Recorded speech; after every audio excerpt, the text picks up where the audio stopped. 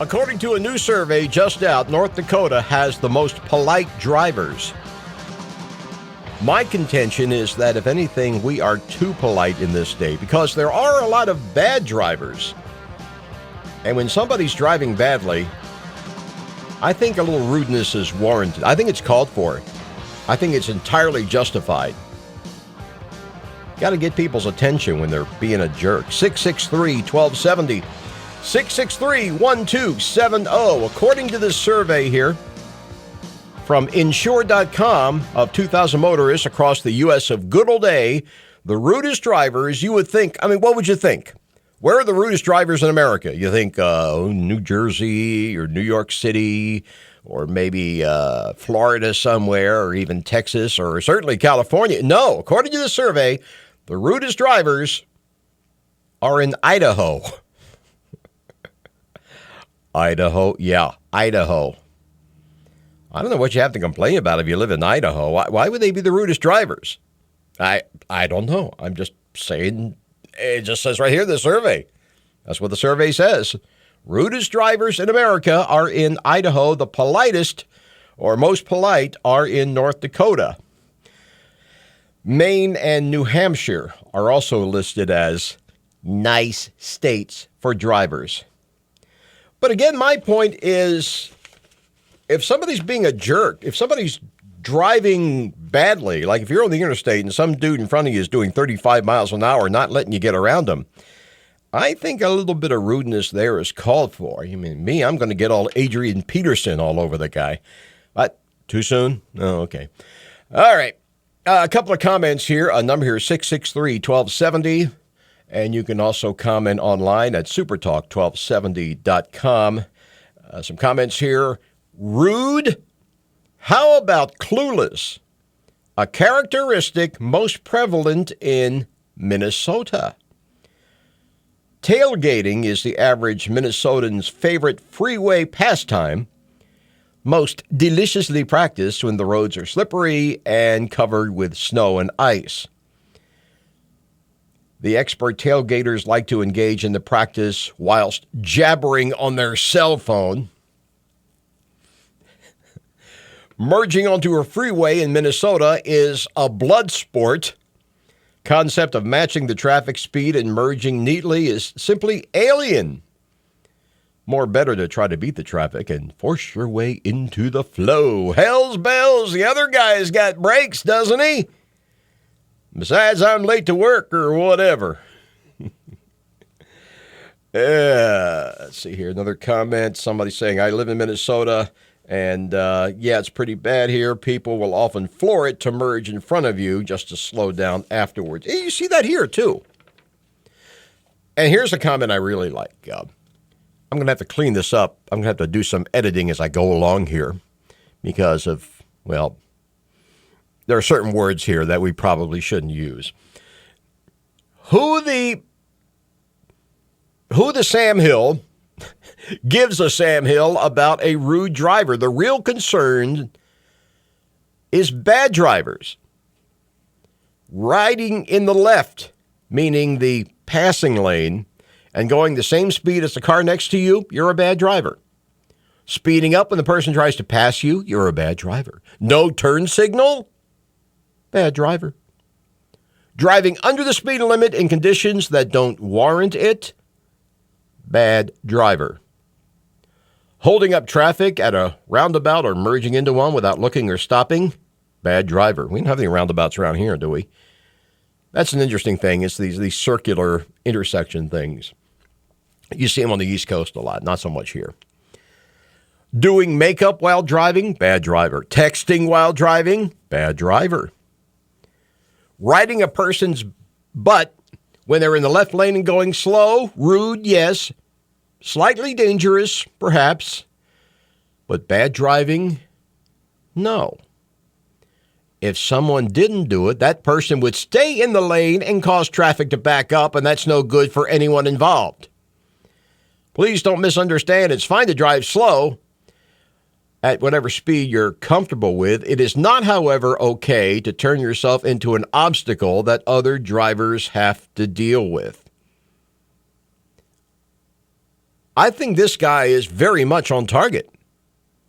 Yeah, the issue is not rude drivers. The issue is bad drivers. And if somebody's driving badly around you, that person is posing a threat to your safety and the safety of all the people around you and the public at large. And in that case, I think a little bit of rudeness is entirely warranted, fully justified. Now, I don't really know which state has the worst drivers. I do know that in this state, we are, unfortunately, polite to a fault. There was a time when we could get away with that. Not so much anymore. The world is changing. This state is changing. The population is going up. More people are on the roads. There's going to be more problems on the roads. And you may blame it on whoever you want. You may blame it on the people coming here from other places.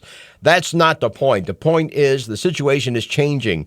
The good old ways of driving in good old rural North Dakota are not going to work anymore. You got to pick up a little bit of speed. The main thing is just go with the flow of the traffic. That's all I'm saying.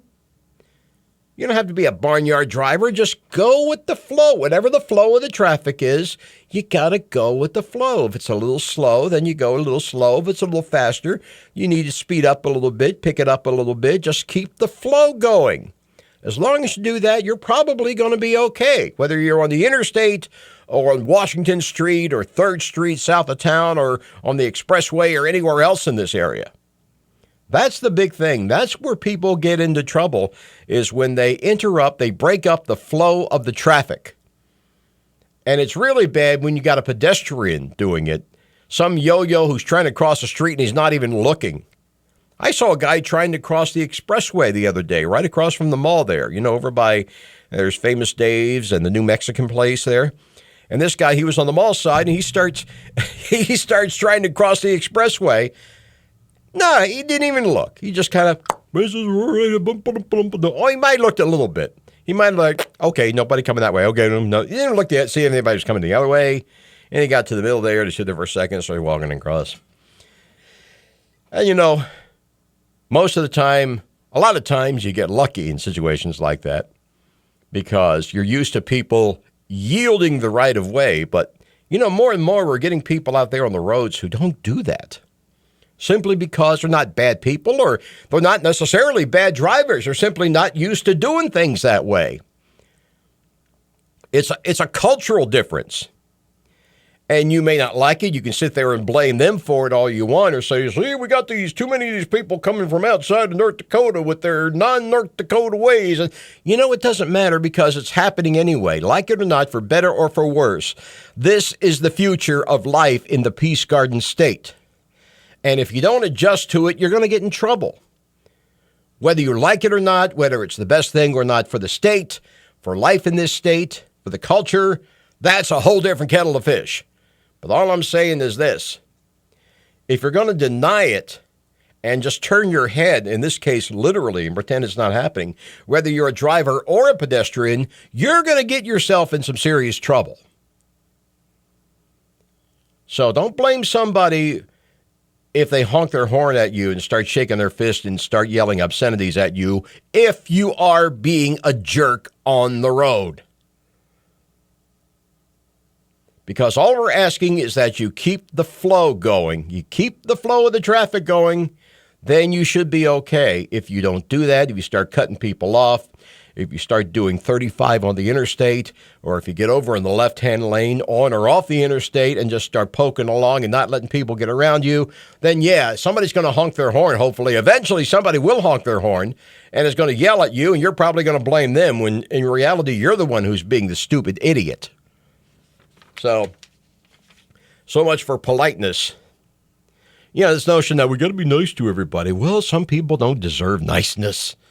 Some people need to be yelled at. It's like little kids. Sometimes a little kid, you got to do something to get their attention. And we're going to talk about the Adrian Peterson thing in a couple of minutes here. I'm going to give you my take on that. But sometimes you got to get people's attention, and that means you got to raise your voice a little bit. And I'm not big on using the horn for any purpose. The other classic line from my nasty old driver's ed teacher in high school was, The horn is not intended to be a substitute for the brake. It's there if you need it.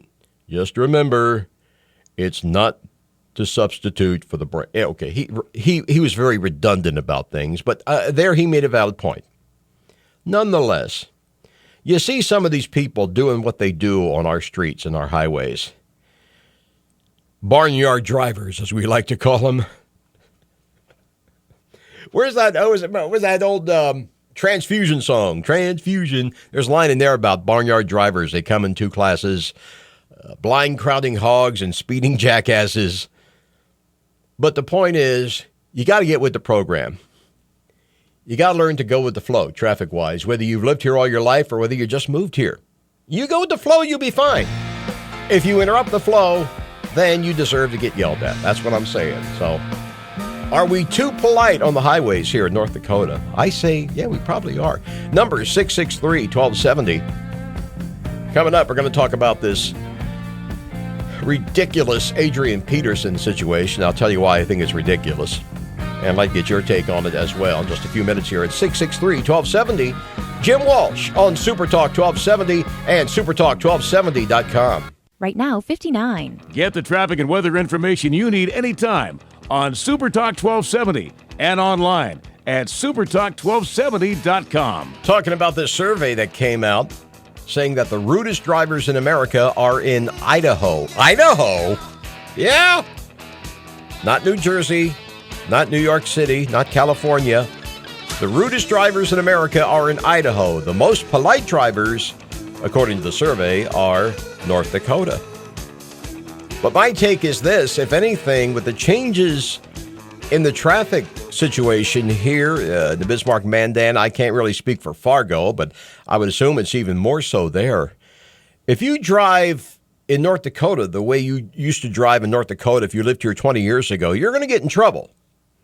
So maybe a little rudeness is called for in certain situations. Maybe there's not enough rudeness in this state right now, at least on the highways. You know, if somebody's cutting you off or somebody's driving 25, I've seen people driving 35 on the interstate. Well, yeah, if you're doing that, somebody should honk the horn and yell at you and give you the finger, flip you off. Because you're being a jerk and you're interrupting the flow of traffic and you're presenting a clear and present danger to the public at large. Thank you. Thank you, Joe Friday. Number here, 663-1270. A couple of more comments about this, then I want to move on to the Adrian Peterson story. Was a comment here. Apparently, Maine is the second most polite place to drive. And somebody said they've been to Maine, and it's apparently driving in Maine is like, Maine is what we were 20 years ago, okay? That's kind of the pace of things in Maine. And he said the crosswalk signs don't seem to work, but the drivers do go out of their way to stop to let you pass. Which, again, is fine if you can get away with that, if the general pace of the traffic allows for that. It doesn't always, not here anyway. Stopping at a crosswalk, of course, isn't being polite. It's following the law. But, you know, you don't have to slow down and stop every time you see somebody standing on a corner who wants to cross the road. You don't have to do that. I've actually had arguments with people who are in the car with me. I'm driving along and some guy's standing, not even at the corner, he's just standing there and it looks like he wants to cross the road. And, I just keep on driving along and, well, you should have stopped. That guy wanted to cross the road. Well, I couldn't. I mean, there was people behind me. I couldn't just slam on the brakes right in the middle of the road just to let one guy cross when he wanted to cross. Shows you how little my friends and I really had to talk about. But I hope you get my point here that we can't do things the way we used to because, like it or not, for better or for worse, things are changing here. And you have to assimilate. You have to adjust those changes, or else you're going to get in trouble. And you're going to get other people in trouble. Let's see, any more appropriate comments here? Somebody from Arizona. He said, in Arizona, I only ever saw cops target those driving a few miles over even ridiculously low speed limits. But I've never seen cops pull anyone for driving dangerously slowly or for not keeping up with the traffic flow. I think that's a good point. You know, if somebody, like I say, you see people doing under 40 on the interstate. I think the minimum legally is 40. They have to pull you over if you're doing under 40 on the interstate. But if you're doing like 45 and everybody around you is doing 60, that's not good either. Those are the people that the cops should be pulling over, not the people who are doing 2 or 3 miles over the limit. It's those people who are driving real slow and messing up the flow of everything. Those are the people you need to go after. Unfortunately, that's just not a sexy thing. It's much sexier to go after the fast drivers, the speeding drivers. You know? And don't get me started on the little old ladies with their, you see them driving along and all you see are the 2 hands and the little blue head bobbing up and down. And they're on the interstate and they're doing 37 miles an hour. Well, I've got the right to drive. I'm a veteran. Yeah, right. Sure. Whatever. And they just let him go because, let's face it, old people vote. And so if you're going to tell me that somewhere along the way, somebody in the state government is not leaning on the police departments and saying, hey, cut the brake to the old people because they're the ones who vote. Go after the young people. They don't vote. Go after them.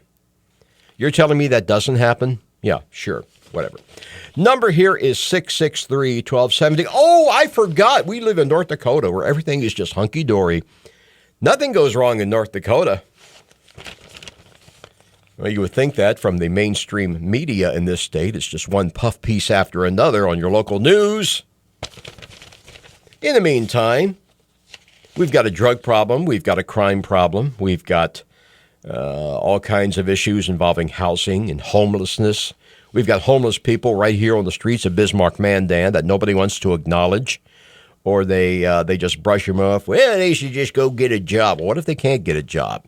They come here to get a job, or they've lived here all their lives, and all of a sudden they can't get a job, or they can't afford to live where they used to live because the housing prices are going through the roof. But we're just supposed to look the other way and pretend they're not there because everything is hunky-dory. We're having an economic miracle. Yup. Makes me ill. Number here, 663-1270. All right, on to the Adrian Peterson story. I'm going to give you my take. You talk about what constitutes abuse. And there is a line between punishment and abuse. Do I think that all corporal punishment is by definition abuse? No, I do not. Sometimes a little whack on the butt just to get the kid's attention, that's not necessarily a bad thing. Or a little on the back of the head, like, hey, you see that a lot nowadays. I like that, kid does something and the parent walks up behind him and goes, what do you think you're doing? Boom, right back of the head. It doesn't hurt the kid a bit, just gets his attention, goes, oh, okay, I suppose I shouldn't do that. Or I suppose I shouldn't do it when they're around at least. Okay, fine. But I got to tell you, the old joke is you don't know how to define it, but you know it when you see it. Well, that's the thing with the Adrian Peterson case. I saw the pictures of that child's leg. What he did was abuse, pure and simple. And I don't care what his parents did to him when he was growing up in the South. I don't care. The bottom line is, where corporal punishment is concerned, if you're leaving marks, if you're drawing blood, by definition, in my view, that is abuse. A lot of us had a little paddling from now and then. See, here's the key thing I think about paddling. And again, the number is 663-1270. The thing about getting a paddling is if the parent's doing it right, it's all in your mind. You think it's worse than it really is. But if it really is as bad as the kid thinks it's going to be, then you've got a problem. Okay. Good morning. You're on Super Talk 1270. Go ahead. Hello. Yeah, hello. Yeah, go ahead, sir.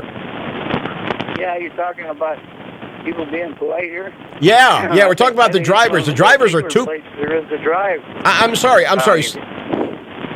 Buddy, I'm sorry. I apologize. We have a terrible connection. Hang up and try to call back. We'll try to get you back on.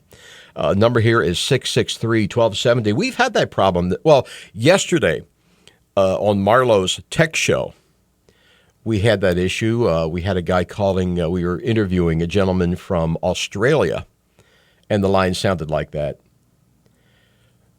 But of course, that was Australia. I would assume that would just then. I would assume that was a local call. But hang up. Try again, sir. Please try again because I want to hear your opinion. Number here is 663-1270. And you can also contact us via the website at supertalk1270.com. No, the Adrian Peterson thing, what I saw in those pictures is what I would call abuse, out and out abuse. Now, whether he intended it as such, the bottom line is it was. There is a line over which it becomes abuse. He very clearly went over that line. He should not be playing football this coming Sunday. Yeah, I know they reinstated him. They're acting like they never saw those pictures. It's the Ray Rice thing again, deja vu all over again. Or they're acting like the pictures are no big deal. To me, they were a big deal. And it's not an excuse that he was struck as a child. Apparently, the Minnesota Vikings would rather have him carrying the ball than sitting out awaiting the court's decision. I don't think we have to wait. I think what we saw in those pictures is enough. And remember, the team does not necessarily have to meet the same standards as the state in a court of law. The team can decide, I'm sure they've got a morals clause on this guy in his contract. And the team should have the discretion if they decide that guilty or not, having this guy around is more trouble than it's worth, or it's bad publicity, or it's bad for business, and it should be bad for business. I don't know if it is, but it should be. The team can and should have the discretion to cut this guy loose. And in this case, I think they should. They should cut Ray Rice loose as well. Let these guys go and try to make a living along with the rest of us. If they're going to do that, they're going to do what they did.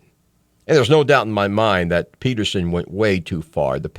You look at the pictures, and I'm thinking this looks like something from. I don't want to make it into a. I was going to say it looks like something you would see in an old picture of a slave who got lashed with a cat of nine tails. I'm not going to go there. I'm not going to play the race card, and I'm not going to draw that parallel because I don't think it's appropriate in this case. I'll just say that what I saw in those pictures was overkill. It was abuse by definition. And Adrian Peterson, as long as he's still on the roster, I've got no damn respect for the Minnesota Vikings and even less respect for Roger Goodell and the NFL, who continue to sink into the quagmire of inexcusable behavior. I got that line from the Star Tribune. I thought it was pretty cool. The quagmire of inexcusable behavior in so many words. So Adrian Peterson reinstated. I don't think he should be. 663-1270. Jim Walsh on Supertalk 1270 and supertalk1270.com. With more conversation, your calls coming up.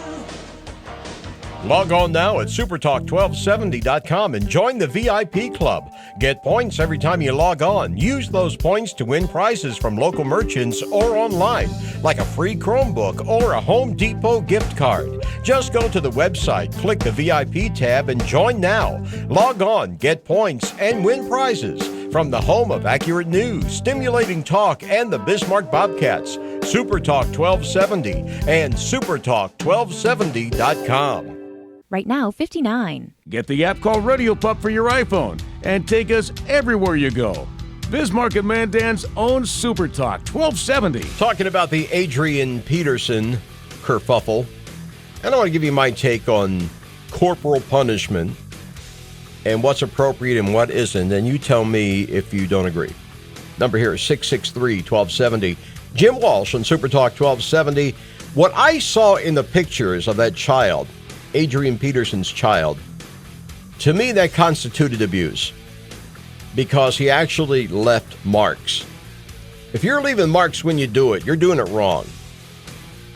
To me, corporal punishment, spanking, a little whop upside the head, a little dusting of the breeches in the hind end portion of your pants. A little dusting there. To me, it's not really about inflicting pain. It's about the shame of it all, the humiliation of it all. When I was a kid, yeah, I was whopped a few times. I don't brag about it. I think people who brag about how harshly they were treated as children are sickos. Yeah, I was bent over a bathtub with a razor strap. I mean, these people are just creepy. People who do that are creepy. No, I don't boast of it, but I will say this. Thinking back on it and really thinking about it, you know, the spankings were never really as bad as what you perceived in your mind. In your mind, especially when you're a child, you make it a lot worse than it really is. That's doing it right, I think. Now, some people would say that's abuse too. I don't necessarily agree.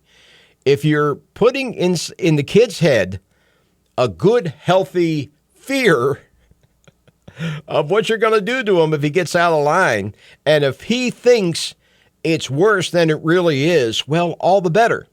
That, to me, is the best of both worlds because you can get the point across without actually doing any damage to the kid. My parents were a master at that. You know, it's the old sell the sizzle instead of the steak theory, you know. You make the steak look better than it really is and taste better than it really is so that when they try the steak, even if it's a lousy steak, they're going to think it's fantastic. Well, same deal with punishment. You know, my father was always big on the belt. I'm going to get the belt. Dum, dum, dum. And as a kid, you went, oh, my God, the belt. Oh, no. And it was a terrible thing to think of. Although on the few occasions when he actually did use the belt on you, they were just taps, you know? I mean, in retrospect, at the time, you thought you were going through the tortures of the damned. But it really wasn't that bad looking at it. He was just tapping you. It was all about the humiliation and the psychology. What was going on in your head? That is the correct way, in my view, to discipline a child, is to use his mind, to manipulate his mind, to make it think that the punishment is a lot worse than it really is. So that you're not really hurting. But if you're actually hurting the kid, I mean, if you're actually leaving physical marks, that's where I draw the line. Tell me if you don't think I'm on target here, if you think I'm nuts. Number 663-1270. The Vikings reinstated Adrian Peterson. Another headline, Vikings bring back Peterson despite abuse charge. Don't expect Adrian Peterson to go to prison. In much of America, beating your kids is perfectly legal. Yeah, that's another thing about the whole NFL take on this. A lot of people are asking quite seriously why the NFL is handling this the way they are. I think there's a couple of reasons. Obviously, the money's in the thing. You know, the way the guy carries a football, if enough people are willing to buy the tickets and fill the seats, regardless of what this guy does in his private life, then I suppose it makes sense from a business standpoint, just like it did for the Eagles to, trade for Michael Vick. And the Ray Rice thing, the same deal. But I don't think he should be playing. I think he went way over the line. I don't think it sends the proper message to society at large. Although I will say this, I can understand, aside from the money, there is another reason I can understand why they did what they did. I don't approve of it, but I understand it. What they're doing, quite simply, is they're acting according to mainstream American values from about 25, 50 years ago. You could argue, who's in charge of the NFL? A bunch of old white men who are still in their old white man ways. And they think in terms of the way things were done 50 years ago, in which, if a guy beat his wife or beat up his kid or went overboard, that was considered a private family matter, something for he and his family to deal with. It shouldn't have any effect on his ability to do his job. Whereas if you smoke a joint, well, that was unforgivable. That was terrible. That was the worst thing in the world, acting like a dang hippie. Oh, we can't have that. That'll bring the downfall of society. People won't like that. People won't approve of that. That's the worst thing you could be. That's almost as bad as being a homosexual. Yeah. But if the guy beats his wife, that's his business. I remember a time, I'm old enough to remember a time when that was the conventional thinking of most mainstream white Americans and Americans of other colors as well. I don't think it is so much anymore. But just like I say, remember who the people are who own these teams. For the most part, they're old white guys. Like Donald Sterling, guys like that. You know, the nearest thing we have to a truly hip owner would be a guy like Jeff Lurie, who owns the Eagles, who's a Hollywood producer. And he likes to act hip. I don't know how hip he really is. But basically, we're talking about a bunch of old white guys, and this is the way old white guys think. You know, you beat your wife, well, that's, it's the Mad Men thing. Yeah, a guy beats his wife in the house. Don Draper does this, or he spanks his kid a little too hard, and the kid winds up in the emergency room. Well, that's a family thing, and we shouldn't interfere. But if somebody gets caught smoking a joint, smoking marijuana, wacky tobacco, oh, we can't have that now, can we? No. We've got the NFL being run by people who think like Don Draper. That's why this kind of thing happens. That and the money. I think both are really a factor. And the only way it's ever going to change, well, eventually it will change because eventually these guys will die and newer, younger generations will come in and take over. We've already seen a lot of changes. I mean, people nowadays don't think the way old man Comiskey thought when he was running the Chicago White Sox. So things will change eventually, but because the people who own football teams tend to be older and tend to not necessarily represent the mainstream of society, by definition, they're going to be thinking, they're going to be always going to be behind the times. That I think is a big part of what's happening with this whole Adrian Peterson and the Ray Rice thing as well. Again, the same kind of thing. It's that Mad Men mentality. Because the people calling the shots in Major League Football, they are people of Don Draper's generation, and they think the way Don Draper thought and still thinks about a lot of things. And the only thing that's going to change that is time. So let time march on. Okay, a couple of quick things here as we're moving along. Coca-Cola reintroducing Surge. The Coca-Cola Company will begin selling 12 packs of the caffeinated citrus drink Surge. Started yesterday on Amazon, marking the first time, supposedly, that Coca-Cola has sold a product exclusively online. And an example of listening to the fans. Apparently, a lot of people said they wanted Surge to come back, so they have come back with Surge. I tried it. It was terrible stuff. Ugh, I don't like those caffeine drinks. They just taste terrible. A couple other things here. Did you hear about the kid in Canada who got suspended for dealing contraband out of his locker? Do you know what it was? It was not weed. It was not booze. It was not acid. No. This high school student was suspended for 2 days after he got caught selling Pepsi Cola, full sugar Pepsi Cola. The drink is banned at the school, which only allows diet soda to be sold on the premises. So what this kid did in the lunch hour, he went over to a local convenience store, apparently, and bought up a big case of Pepsi and brought it back to the school and was selling it, making himself a nice little profit, and they caught him and they suspended him. Which is just too bizarre for words when you think about it. Why can't he sell weed like any normal American or Canadian child? Come on. Pepsi Cola? What's up with that? All right, your comments welcome. 663-1270. Your comments welcome on the website anytime at supertalk1270.com. As it happens, I will be back this coming Friday with more of the same old shoot 'em up and the same old rodeo. I do hope you will take the time to listen and Remember, too, we also stream online, supertalk1270.com, and we're available for your iPhone or your Droid or your mobile device of choice with the app from Town Square Media called Radio Pub. Jim Walsh here for Supertalk 1270. Have a good one, and thank you for listening.